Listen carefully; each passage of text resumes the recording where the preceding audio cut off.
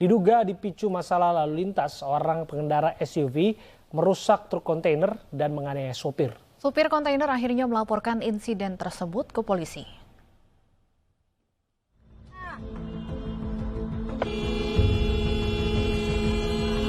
Lagu banget.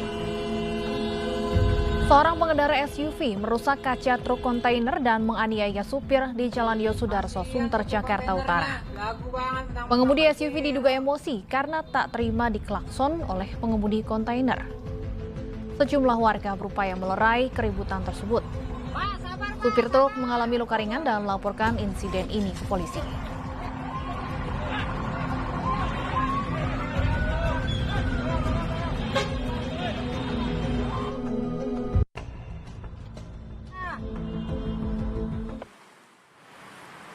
Polisi baru saja selesai menggelar olah tempat kejadian perkara di Jalan Yosudarso, Jakarta Utara. Egy Sayana, sopir truk yang menjadi korban, turut dihadirkan ke lokasi bersama saksi kunci Ngadiono. Polisi akan merilis hasil penyelidikannya dalam waktu dekat.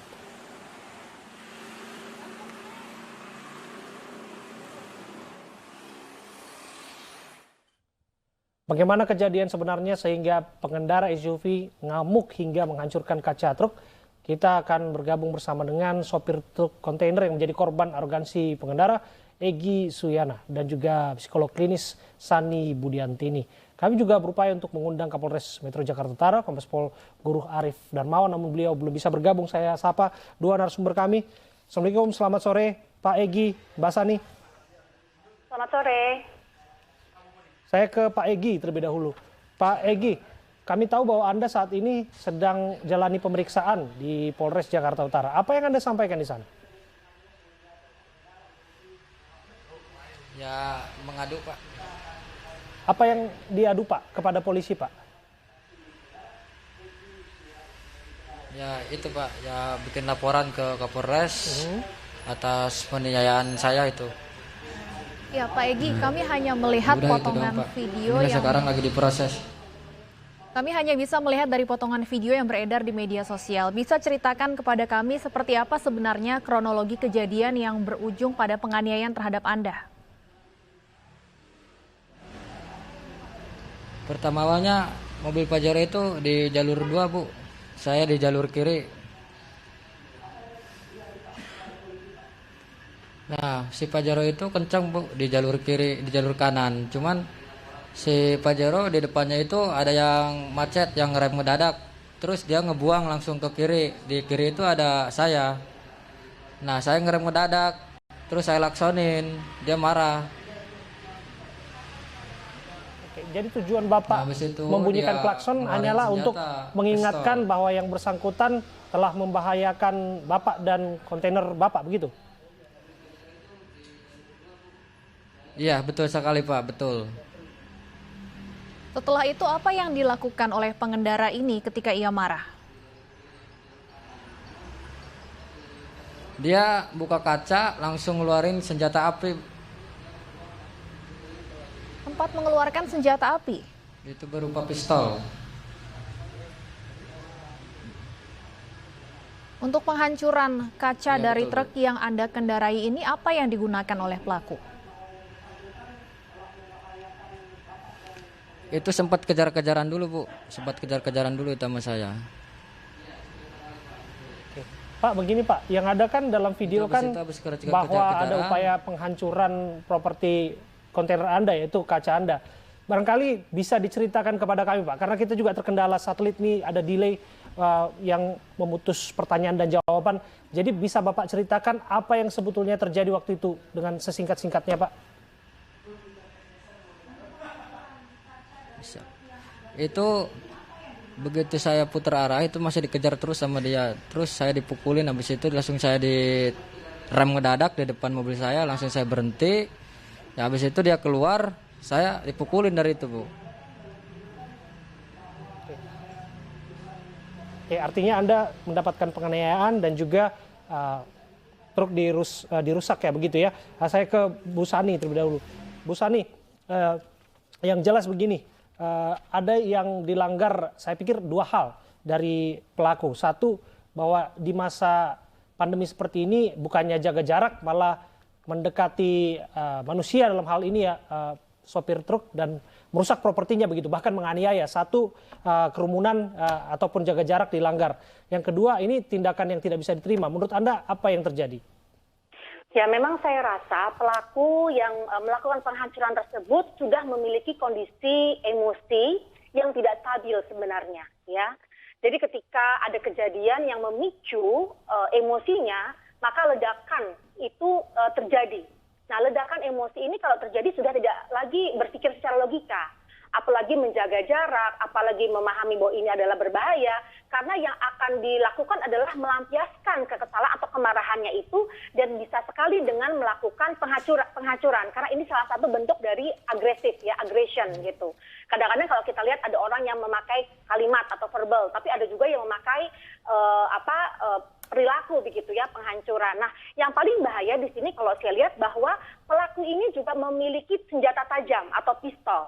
Di mana kalau seandainya saja dia lepas kendali lagi, bisa saja terjadi yang lebih fatal. Korban tidak hanya dianiaya, tapi bisa saja akhirnya terjadi satu hilangnya nyawa begitu. Kalau memang secara emosional seseorang tidak bisa mengendalikan diri dan memiliki alat-alat benda tajam atau senjata begitu. Ibu Sani, kalau dari kronologi yang disampaikan korban, pertikaian ini sebenarnya berawal dari masalah klakson saja sebenarnya. Ini hal yang sepele tapi kerap kali memicu adanya pertikaian di jalan raya. Menurut Anda seperti apa? Betul. Jadi sebenarnya kalau kita lihat ketika keadaan emosi seseorang itu jauh lebih stabil, hal ini tidak mungkin menjadi besar begitu. Tapi kalau saya lihat memang sudah ada predisposisi di mana kondisi pelaku sudah memiliki emosional yang tidak stabil begitu. Jadi ketika ada hal kecil akhirnya menjadi besar.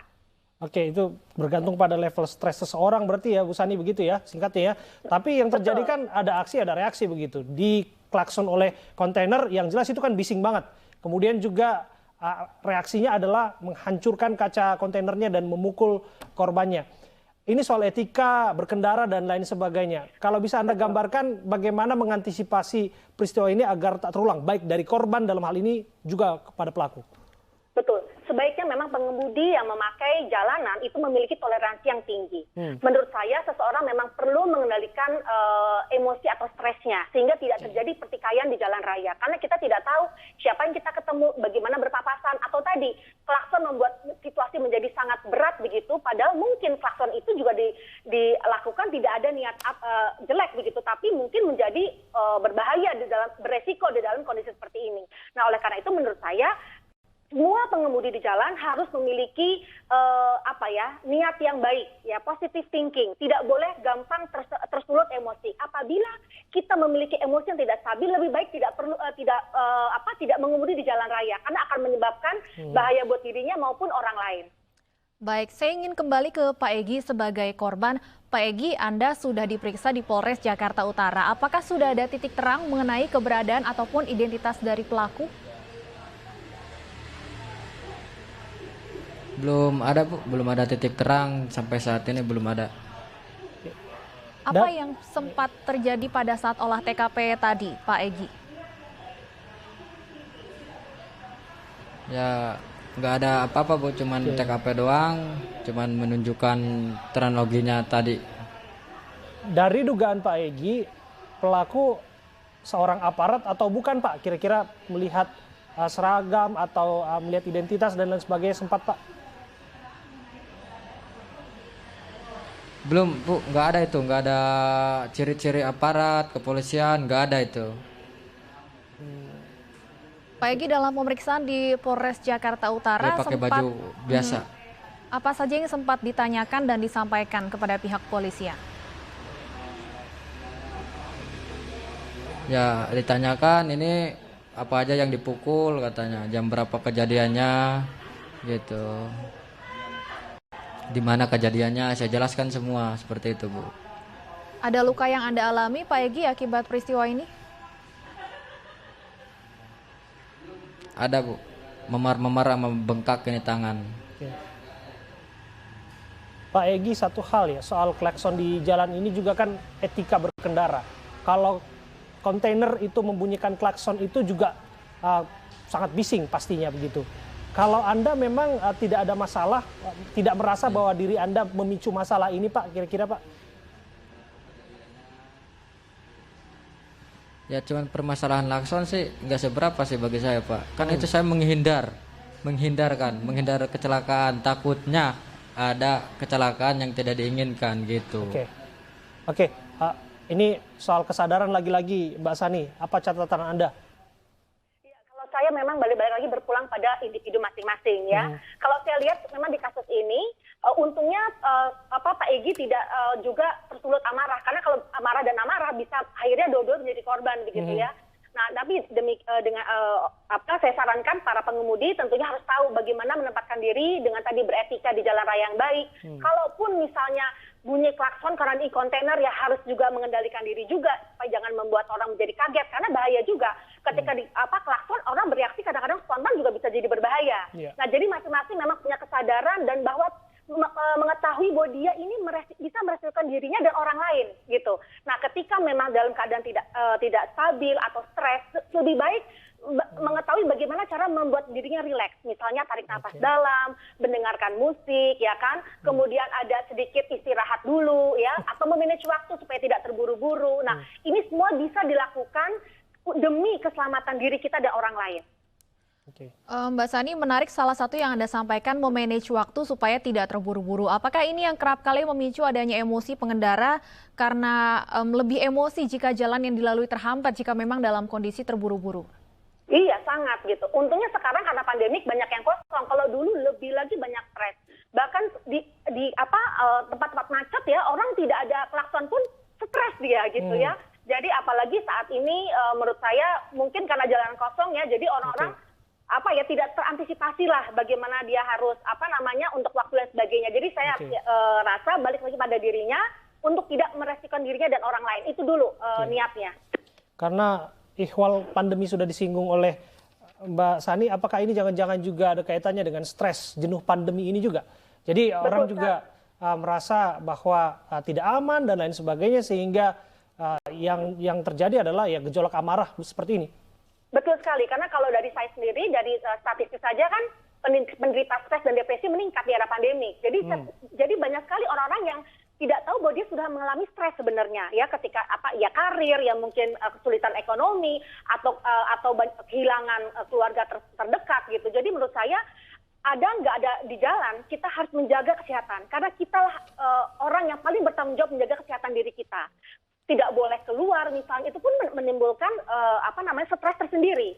Oleh karena itu saya sarankan untuk tetap ya berolahraga, melakukan aktivitas yang kita sukai, berkomunikasi dengan keluarga terdekat atau teman melalui online, itu tetap harus dijaga. Karena bagaimanapun juga kita tidak mau membuat diri kita menjadi lebih stres karena di era pandemik ini. Ya, dari sini kita dapat kesimpulan kalau keluar rumah tidak hanya risiko terpapar COVID, tapi juga risiko ribut di jalan. Ini menjadi pelajaran penting, Stefani. Betul.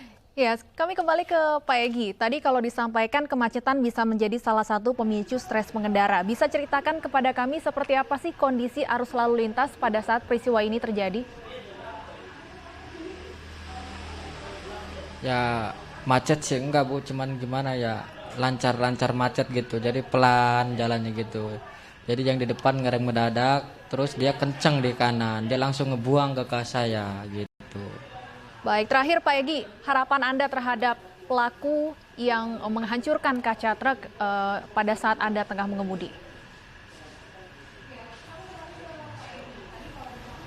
Ya, dia langsung ngerem di depan mobil saya, langsung keluar, langsung mukulin saya gitu. Baik, terima kasih Pak Egy dan juga Mbak Sani sudah bergabung bersama kami di Ini Sore. Tentunya kita harapkan arogansi pengendara seperti ini tidak kembali terjadi di masa depan.